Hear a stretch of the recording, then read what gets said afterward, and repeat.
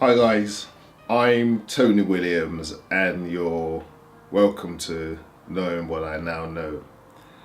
As always, I like to say I'll fail in doing the right thing by starting the post without first of all sending a thank you message to all of you guys who continue to engage with me on the videos that I put out.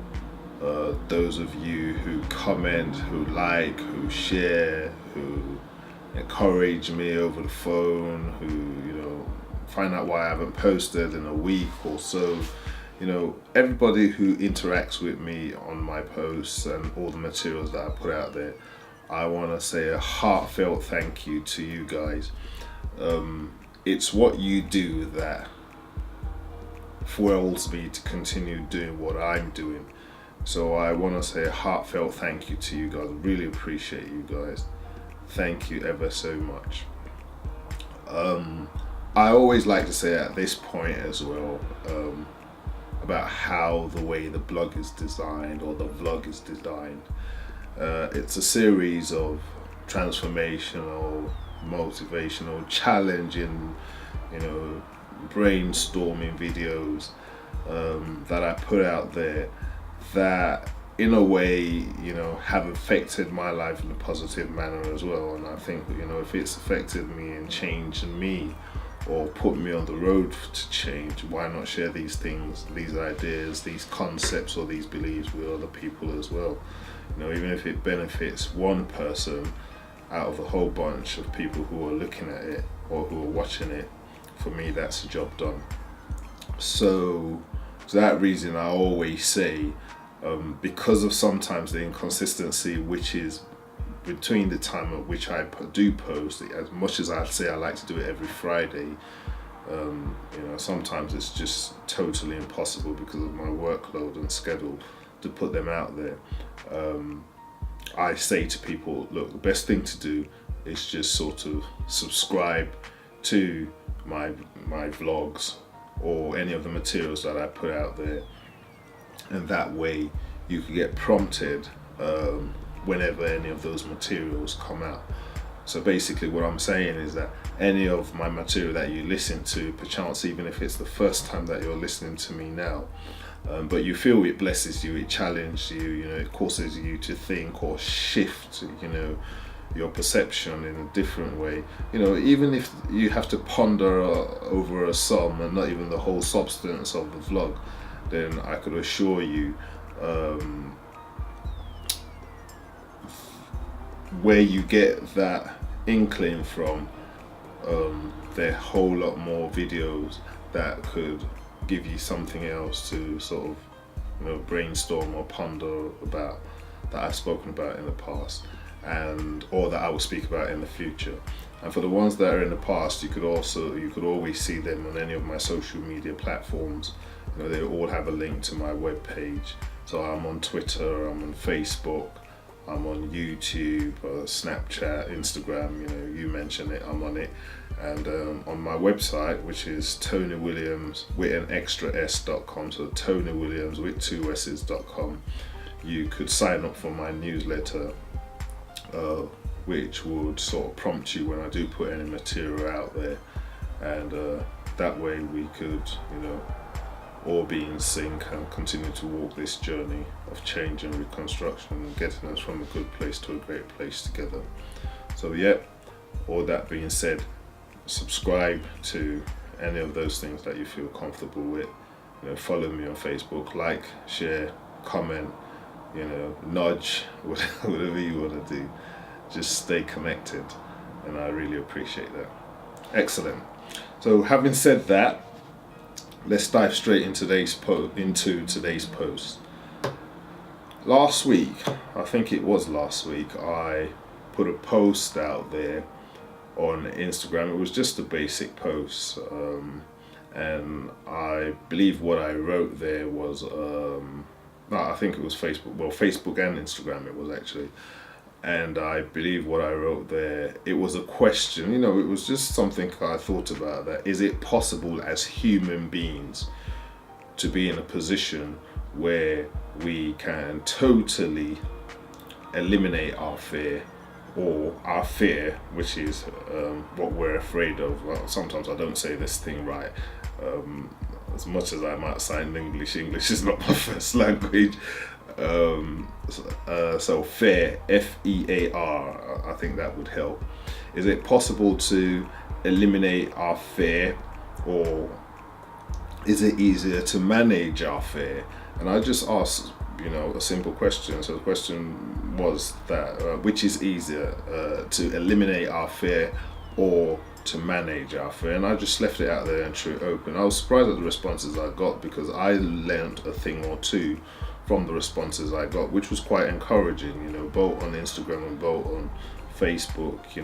My conclusion from reading the comments and people's opinion about the question was that it's highly impossible to totally eradicate and eliminate any fear in our life. What we can do is sort of manage our fear,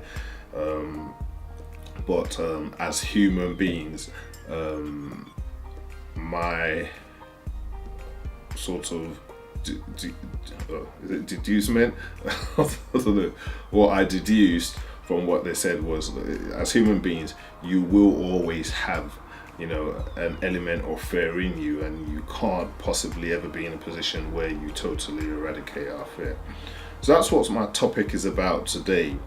Me being me, I went off, I sort of dug into books, so dug on the internet, did a bit of sort of research and everything, and I said to myself, but one of the things that the greatest minds say, one of those common phrases or aphorisms that the greatest people in the world say, the most successful people in the world say, is that whatever the mind can conceive and believe, then it can achieve.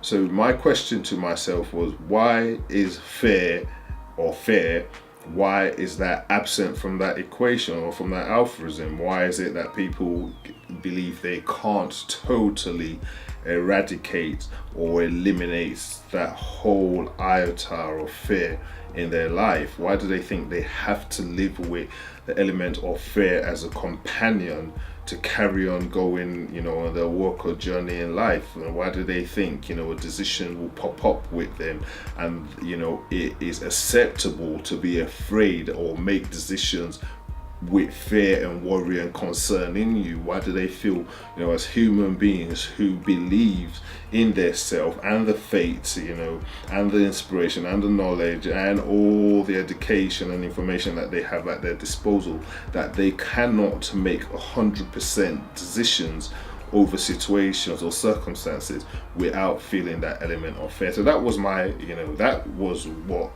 spurs me to sort of look a little bit more deeper into this thing, this topic today. And my findings are what I'll probably like to share with you in the next sort of 20 minutes, or as best as I can possibly put it.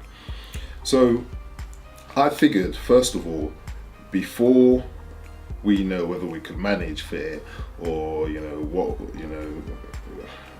if we could eliminate fear, or what fear is to our life, or the harm it does, or how advantages it. I think individually we need to know or be able to define fear, and technically fear in the dictionary, I think, says it's a presumption of a threat that's about to happen, or circumstances that we think is a threat to our livelihood or our life, and that's sort of paraphrasing how the dictionary said it. But I mean, to me, that's just life. Does that mean we have to be afraid of that? Because everything is a threat. I wake up in the morning, I'm stepping out of bed, going into the bathroom, is a threat. I don't think I would sleep, but the chances are that I could sleep. Should I be afraid of having a bath? I'm going out to the supermarket, I have to cross a busy road. Should I be afraid that I would get knocked down? Can I not be confident in myself that I would cross this road and go on to the other side? I'm going into a job interview, I am going to be drilled. So should I be afraid of applying for the job? Because, should I be is it right to technically be afraid of every challenge or every circumstances that is put in front of us or that we have to approach? And my answer to that, I think, is no.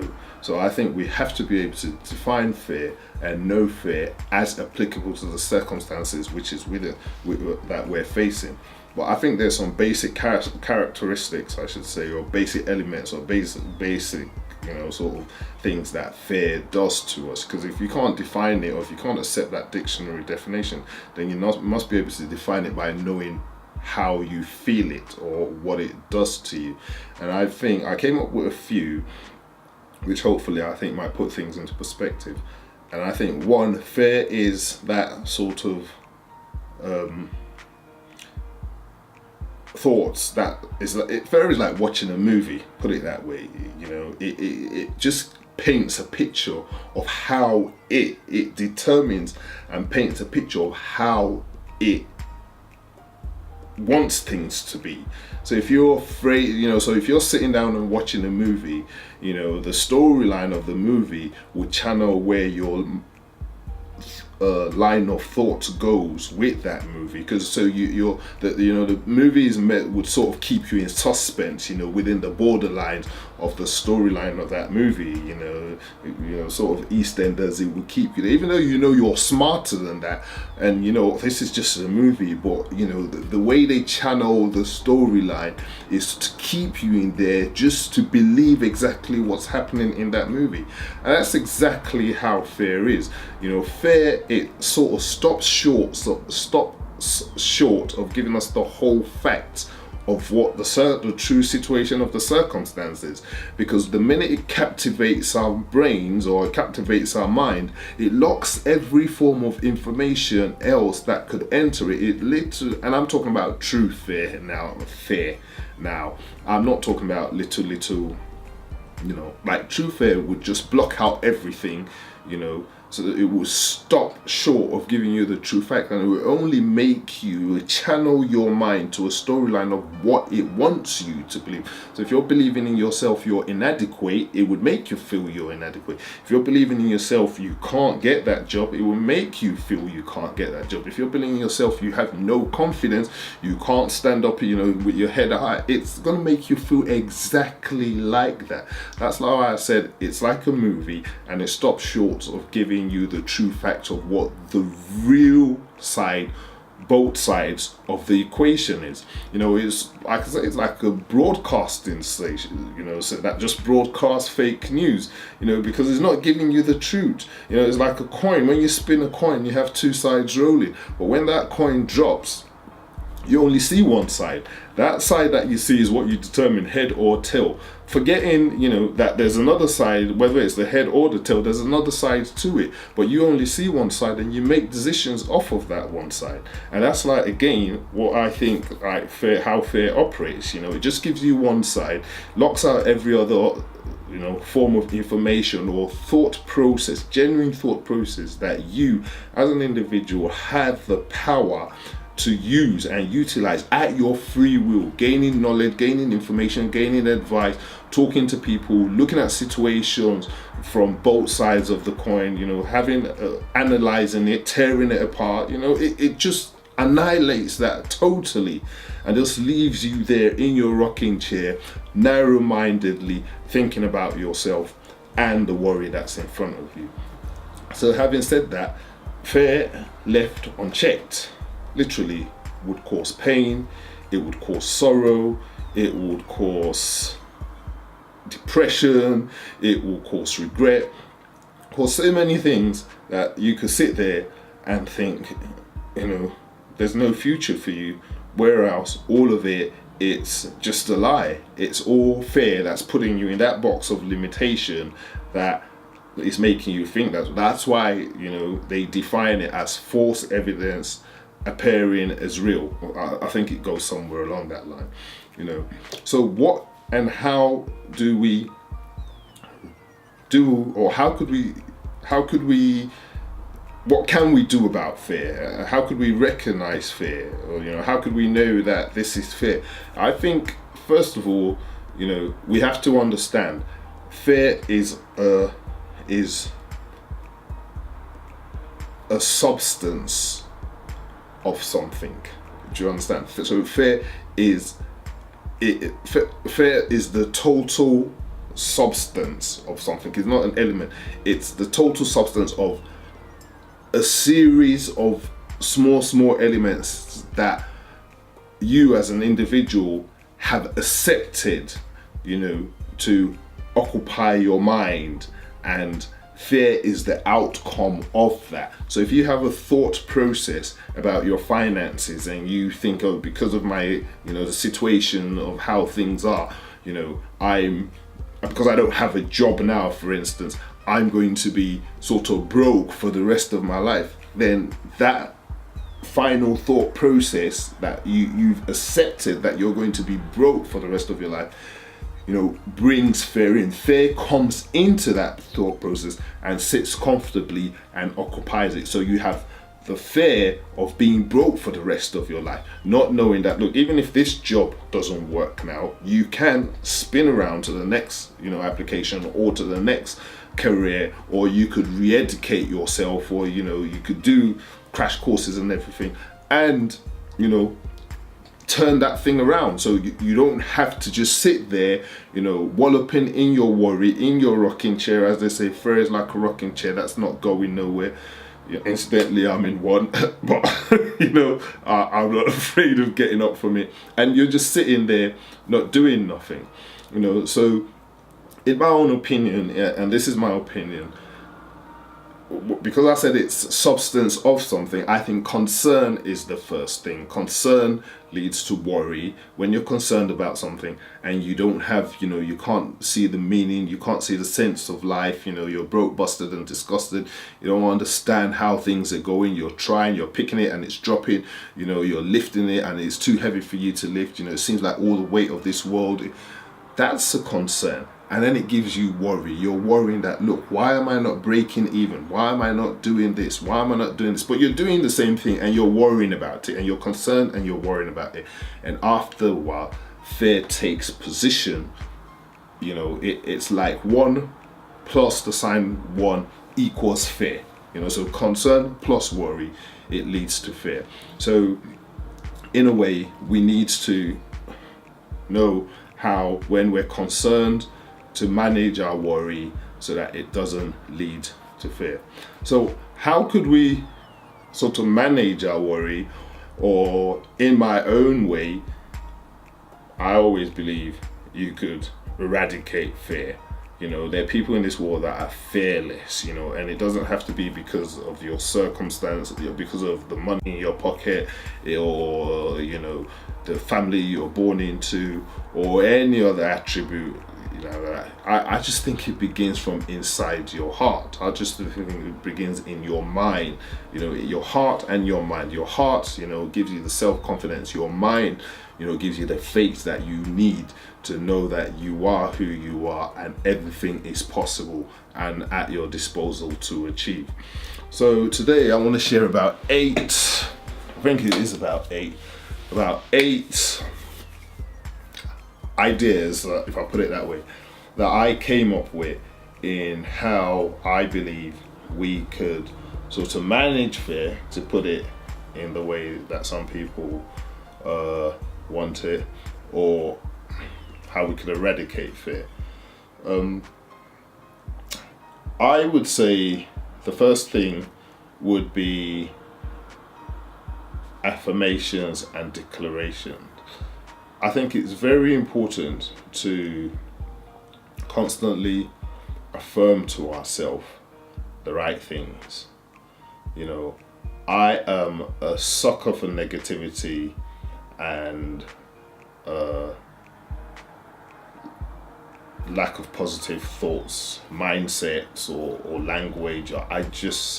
It just stirs my belly up, and I just think there's just no room for it in my life. I'm not saying where I am now is the most comfortable position in my life, but I've developed that mindset that I'm just not going to let no negativity come in there. Whatever it is, my tongue would utter, a positive, positive sort of utterance over every situation.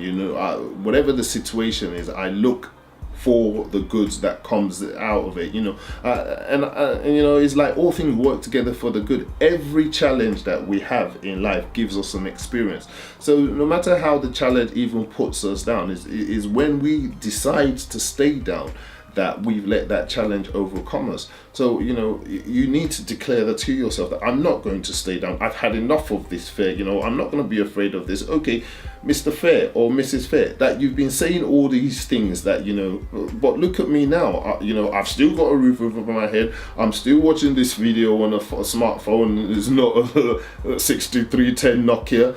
I've still got data to buy internet. I've still got lights to power up all my devices. What's the worst that it could be?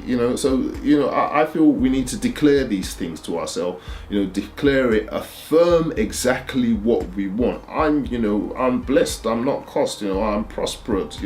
I'm more than a conqueror. I'm an overcomer. Whatever I lay my hands upon, I'm prosperous. I'm capable. I'm able. I am that I am. All those things that would constantly shift your mindset. From the position of worry that you are. And to do that, sometimes you need to look back at all the failures and success that led you up to this specific position. But in all of that, still recognize that you're alive. You're living today. It's impossible to watch this from the grave. You got living breath that's coming in and out of your lungs, that's kept you alive. You're not watching it in coma from a hospital bed, or in a I don't know, the worst situation that anyone could be in. So for me, I think we need to declare the positive words, say them often as we could, and in a way it would lead us away from that element of fear and lead us into a position where we're a little bit more confident in ourselves over every situation, because we have something that we can relate it to, that is the truth of the substance that is probably a true side of the substance that we're afraid of now. Secondly, I think it's important to argue our case. As I said, fear comes, gives you one side of the story. That simply means fear has come into your mind, our mind, and presented one case to make you afraid.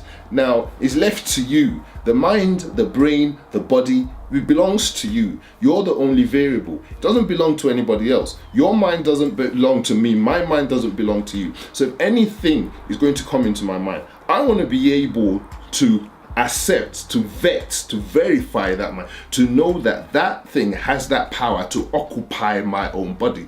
I always say, like, the mind is like a dustbin. A dustbin has a flapper, isn't it? You, the owner of that mind or that heart, has the power to close it when you realize junk is coming in, and you have to open it when you realize inspiration and value and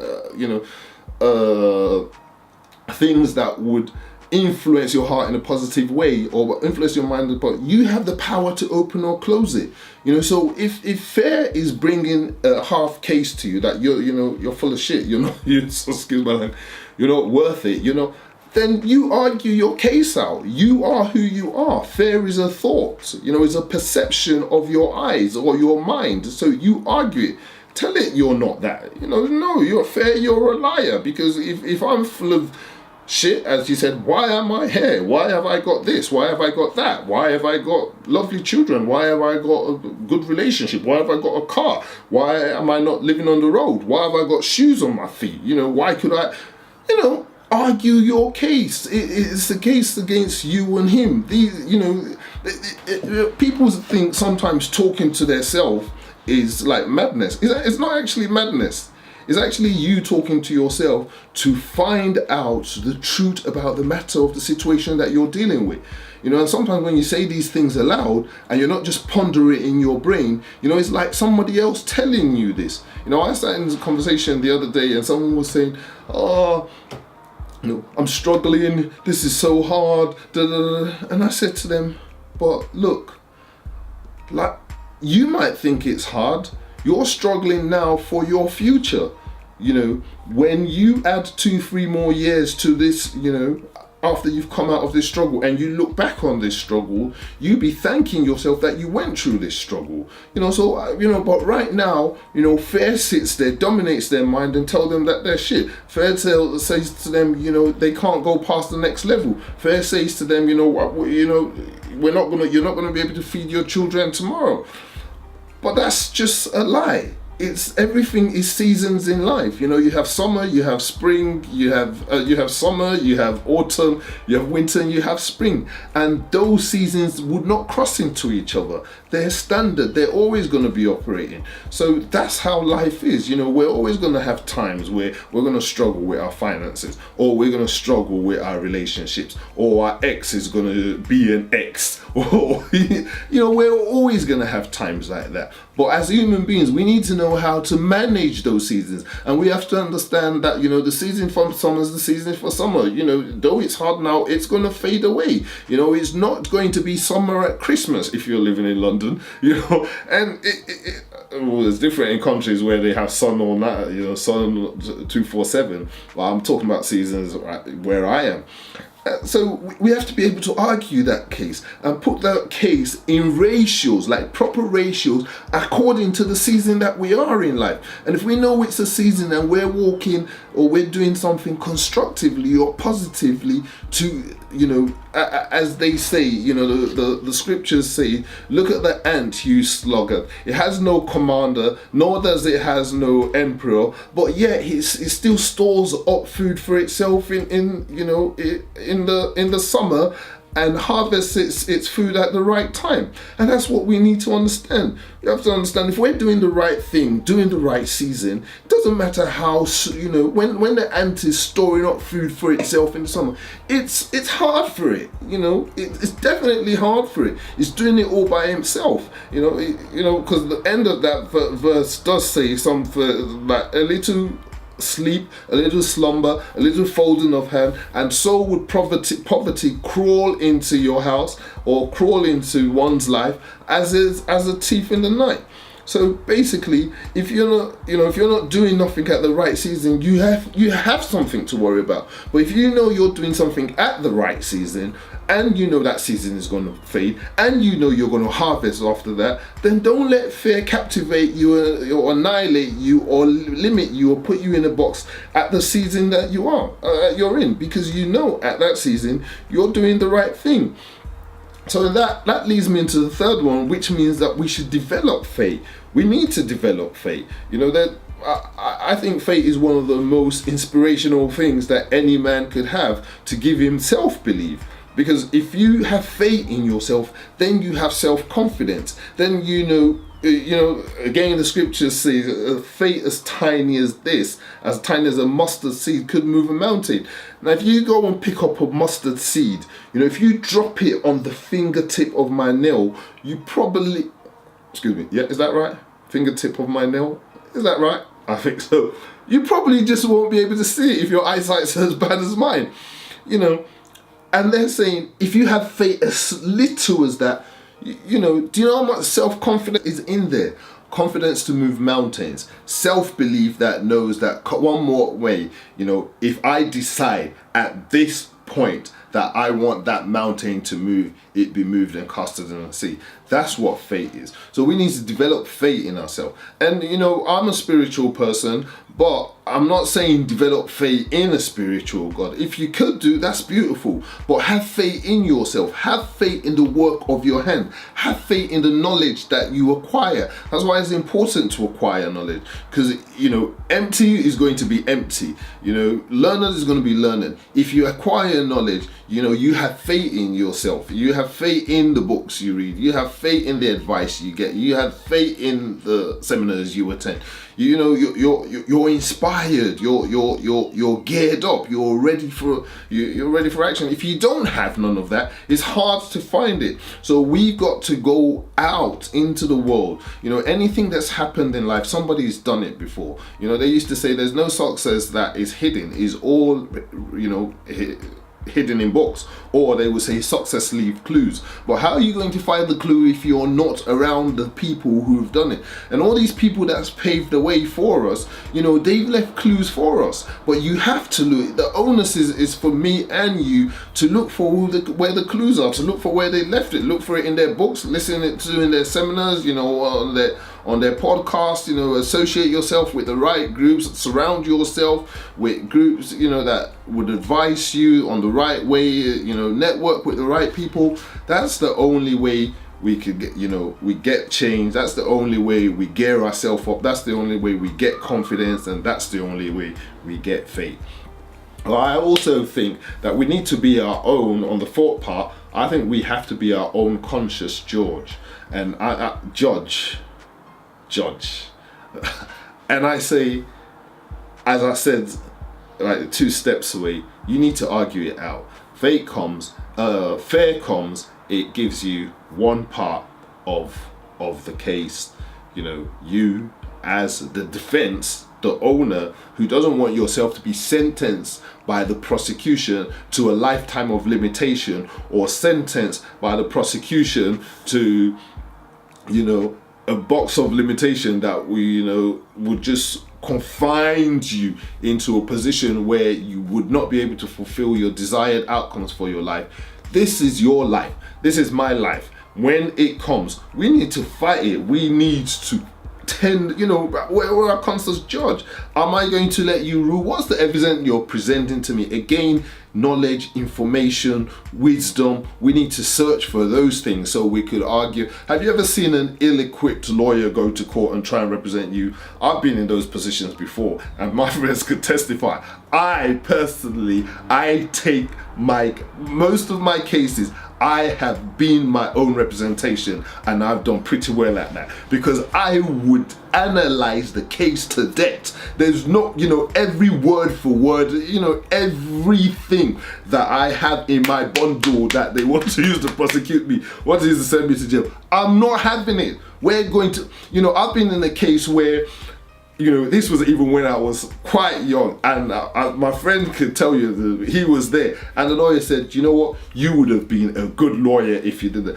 Anything the police come, I would question it. I'm not having it. If you want to take away time, you want to give me time and take away time from my liberty, I'm not just going to go and, like, whether I'm guilty or not, we thank God that you're in a country where it says you're not guilty to, how does it say, you're only a suspect until proven guilty. So yeah, when my friend always used to say, if you're ever in front of a court and they say, are you guilty or not? You're not guilty, let's prove it. That's the way. You know, I mean, sorry for you if you say you're not guilty, sorry, and you lose your case because you can't prove it right. But you have they've left the onuses on you to prove you know, fight your case, fight your liberty. And I've always done pretty well at that. And this is without no law degree at all.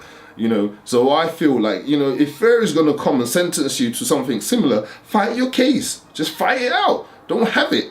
Don't let FAIR come in and show you one side of the court, show you a movie and direct your mindset and think, yeah, it's all right for you to be broke, busted and disgusted, or it's all right for you to be confined, or it's all right for you not to have a home, or to be in a relationship that would, you know, it would just give you depression. Don't have it. What are you afraid of? You know, what you're afraid of will eventually come to haunt you anyway. So you might as well just fight it. Fight for your life. That's basically what it is. And as I said before, number 5, I think it's important to learn to manage our seasons. Now, seasons are very important in life, because no matter what it is, depending on what it is, I should say, if you don't know the right season you're in, you would mix your seasons up for the other, and then that could be devastating. Because, you know, if you're in winter and you know that you're in winter. So I'm saying, like, if you, hypothetically speaking, you're at university and you're doing a 3-year program and you're struggling,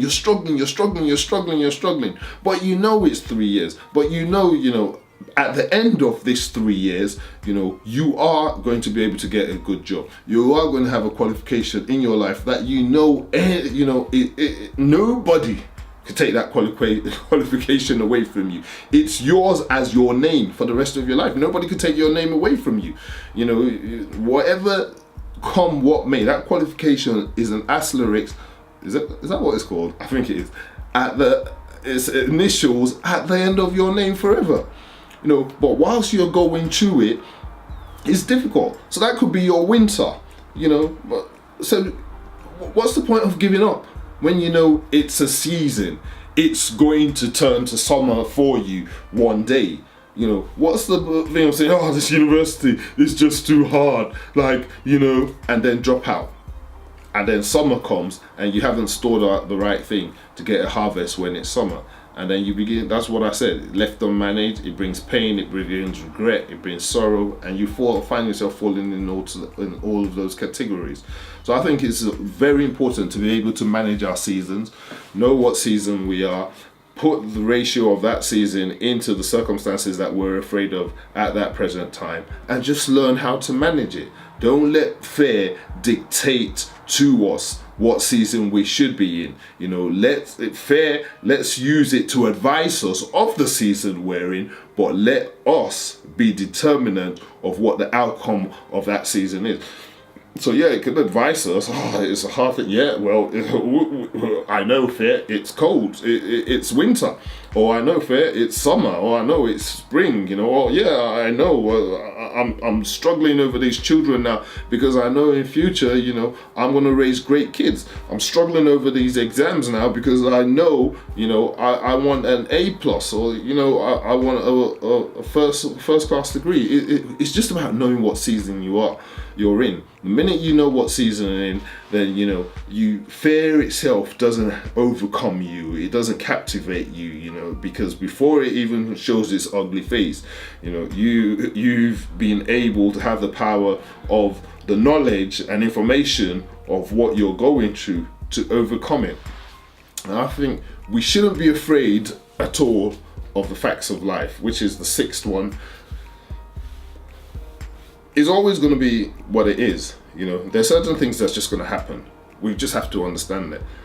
And that doesn't mean we need to be afraid of it. It's life. Challenges are going to come. But we can't help it as individuals. We're going to have hard times. It's the fact of life. So therefore, we can't be saying, as much as I said before, I'm a sucker for negativity and everything. But negative people are just going to be around me. I can't ask why they're negative people. That's why we call them negative people. I can't ask a liar, why do you keep lying? That's why I'm calling you a liar. They're just facts of life. There's nothing anybody could do about it. I can't turn that around. You can't turn that around. I've just got to accept it. But would I accept it to the detriment of my own peace? No. That's where I make a decision. That's where I'm true to myself. That's why I was saying at the beginning, you've got to recognize it. You've got to know it as it is. You've got to see it as it is. You've got to see it better than it is. Then you've got to take action about what you want to do on it. So I'm not going to sit there and just say, well, yeah, okay, Sarah. No. Well, it's the fact of life that, okay, we live in an institutional racist country. I understand that, but does that mean I'm going to let that debar my progress? Does that mean I'm going to stop being the proud black man? No, I'm not. There's certain things that are just facts of life, and I'm not going to let that captivate me. I'm not going to let the fear that brings limit me. Neither am I going to let the fear that brings put me in a box that would affect me for the rest of my life. And I think finally, which is the 8th one, we need to work better on ourselves than anything else. And this is where this whole personal development stuff comes in. We need to work better on ourselves.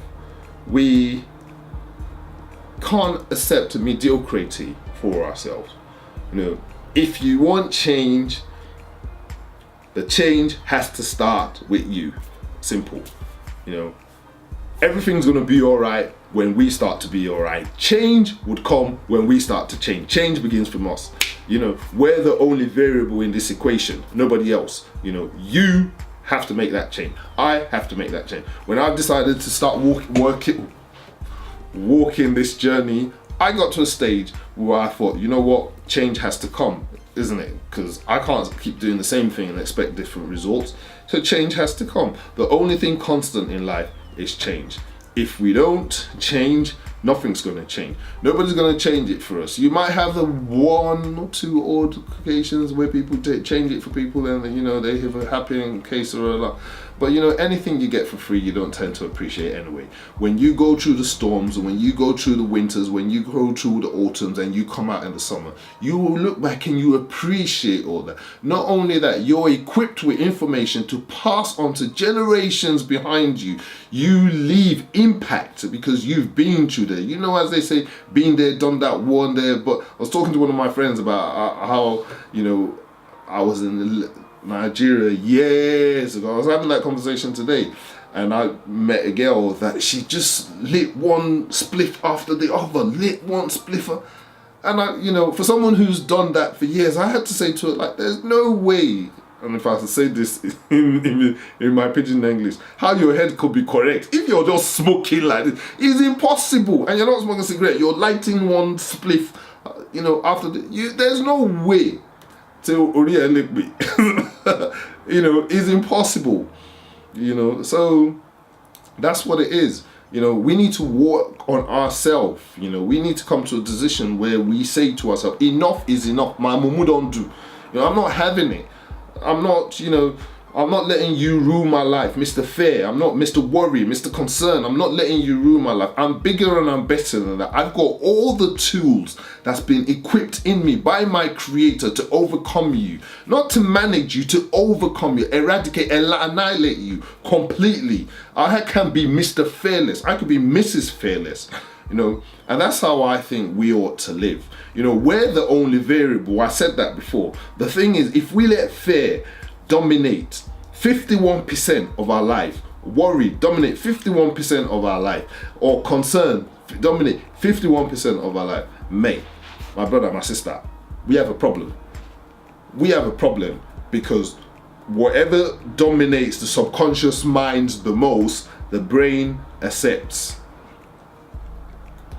So, you know, power of attraction, you attract worry, because you're letting it dominate your mind. You know, the brain accepts it, the energy around you begins to just find warriors, not warriors as in fighting warriors, but you know, warriors as in chief warriors that would, you know, you're looking for a warrior, you let it dominate you, you haven't found a good ratio to box this thing in, you know, and put confidence and put faith in and put inspiration more than that. You've let it come in and take position. It would find all its friends be coming in.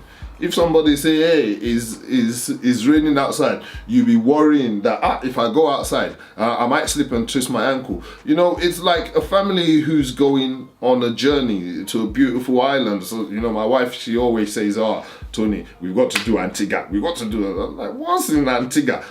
But we got to do an Antigua. So we want to take this Antigua journey, bought the tickets, booked lovely hotel, and I'm sitting here thinking, Antigua.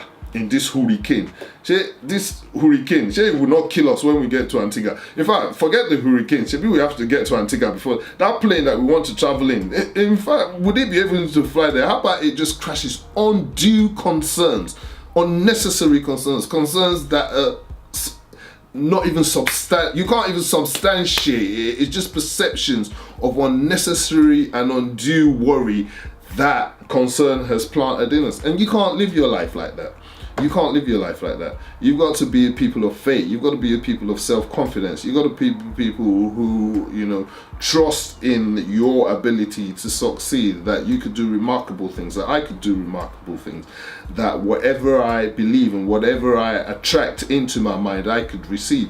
You know, if I lock my mind into success, I am getting to that ladder. You know, I'm not going to be afraid. You know, I'm going to be fearless. You know, I'm going to work off the facts, because I acquire facts for knowledge and wisdom in my life. And I'm going to use faith, believing in myself, believing in my confidence, believing in my own creator, I don't know about you, and believing in all the circumstances around me that it would work together for the good of any situation that I'm in. I won't be fearless. I'm a conqueror on all on all sides, you know, and that's how it works. So I hope this blesses someone. You know, I think I sort of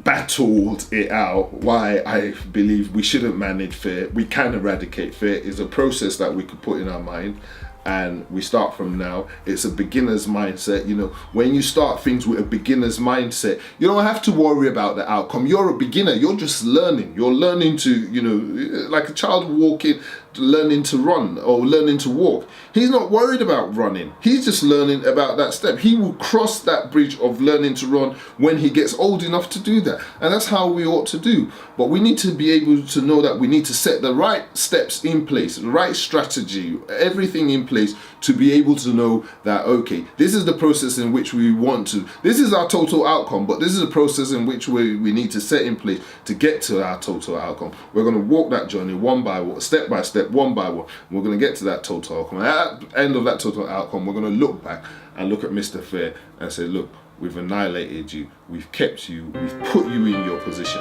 You haven't been able to rule over my life or dictate circumstances of life for me. I'm more powerful than you, I'm fearless and I'm successful than you in all my ways. And that's how it is. Hope you enjoyed this short video. Don't forget to subscribe, don't forget to comment, don't forget to like, don't forget to share. Have a remarkable weekend. Do something spectacular for yourself.